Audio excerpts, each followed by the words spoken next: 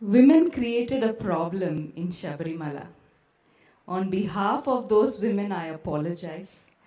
And as a woman, I feel responsible that we women should clear this.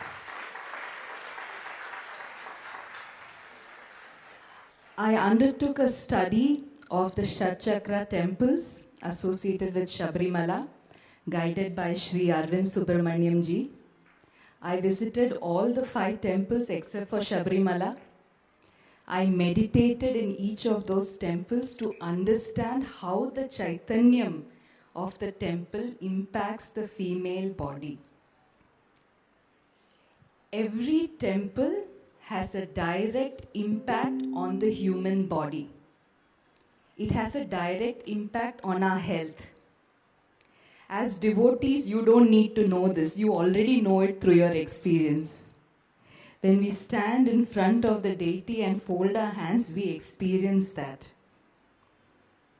But when people ask this question and it goes to Supreme Court, how should we answer? It is not enough that we have faith, that we experienced it. We should be able to explain it. I have made a small attempt to explain that in this book.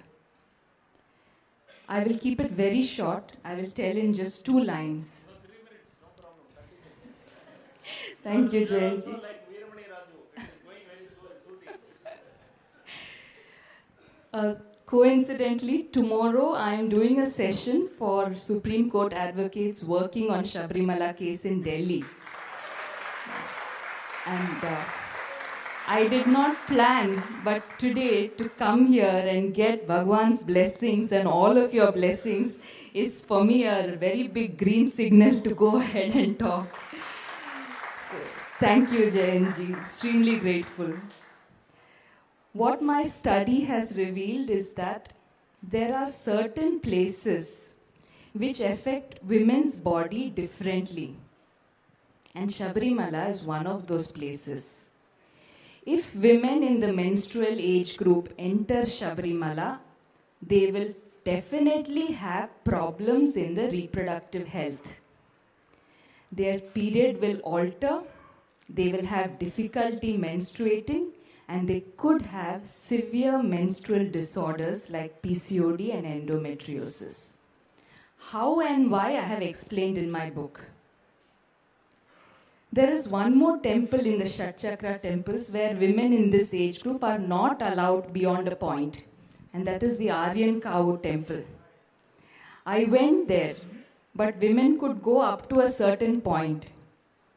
The minute I stood there and had the darshan of Bhagwan, I started tearing up. Now, for someone who has never even been to many temples, this was very strange. I started tearing up and I could not stop. And then I met Arvindji and asked him, what is there in Aryan Cow? Why is it having such an effect? But I actually understood something. After visiting Aryan Cow, my own cycle changed. And there is a reason for these restrictions. At the same time, I started my study from the Bhagavati temple in Chenganur. When I visited that temple, my cycle actually aligned with the earth's fertility cycle. That means you get your period with Amavasya. Every devotee who goes to Chenganur Bhagavati temple, if she is a woman in that age, she will experience how her health improves. But that same temple, I went the second time, there were at least 100 Ayyappa Swamis. And after visiting that, in the presence of those Ayyappa Swamis, my cycle was again disturbed. If just the presence of Ayyappa Swamis can do that to your cycle, imagine going to Sabarimala, how it will disturb your health.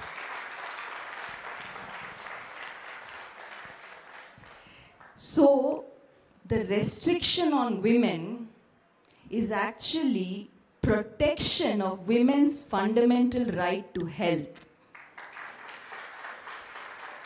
And Sabarimala, by passing this rule, has been protecting women, not discriminating.